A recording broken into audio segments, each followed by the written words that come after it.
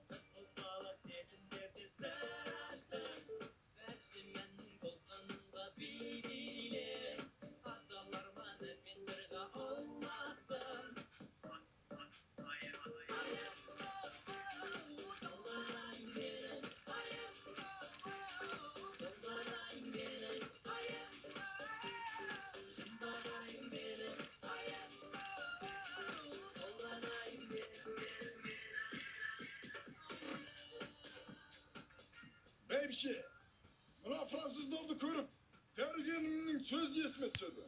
Olmadan günne 50 gram Fransız şarabını şıptır dedi.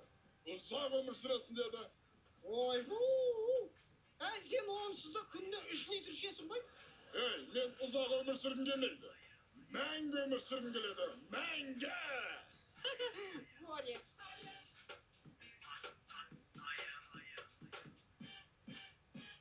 Ay söyledi saraldanlı şapa.